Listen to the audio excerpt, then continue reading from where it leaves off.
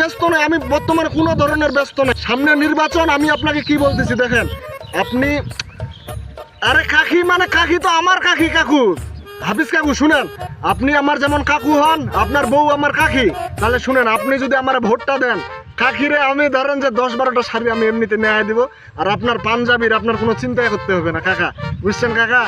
হাফিজ কাকা, আমি আপনাদের একটা কথা কই, আপনার যে ছেলে মেয়ে আছে এই ছেলে মেয়েকে কিন্তু আপনি পড়ালেখা করাবেন।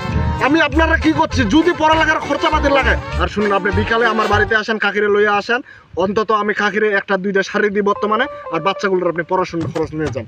যেভাবে হোক আপনার বাচ্চাকে শিক্ষিত করতে হবে কাকা। আপনি পড়ালেখা করেননি, আপনি মূর্খ মানুষ, তাতে কি হয়েছে?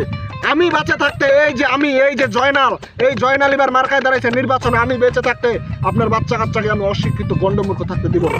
আপনি বিকালে মোটামুটি ধরেন যে 3টা-4টার দিকে আপনি চলে আসবেন আমার বাড়িতে, আসে আপনার কাকির জন্য, মানে আমার কাকির জন্য আপনি 2-3টা শাড়ি নিয়ে যাবেন, আর বাচ্চার জন্য 1000-10 টাকা আপনি নিয়ে যাবেন পড়াশোনা। আচ্ছা ঠিক আছে কাকু, আসসালামু আলাইকুম কাকু। ওকে, ধন্যবাদ কাকু। কাকু আসবেন কিন্তু, যেটা বললাম, ওকে, নাহলে কিন্তু মন খারাপ হবে, আমার প্রচন্ড মন খারাপ হবে। আচ্ছা কাকু, আচ্ছা, আসসালামু আলাইকুম কাকু, ভালো থাকবেন। আচ্ছা আসবেন কিন্তু। আচ্ছা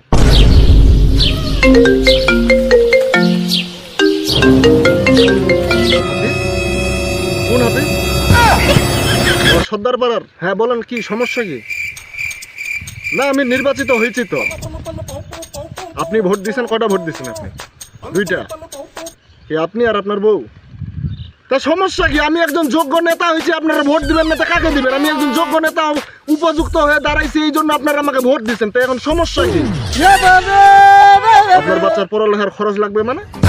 কেন খরচ কেন লাগবে? আচ্ছা শুনুন, আপনি কি পাস? কোনো পড়ালেখা করেননি?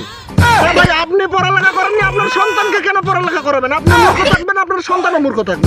আজাই রে, ফোন রাখেন তো, ব্যস্ত আছে আপাতত, এখানে মিটিং এ আছে, খালি আজাই রে টাইমে ব্যস্ত। হ্যাঁ ঠিক, সময়টা নষ্ট করেছিল।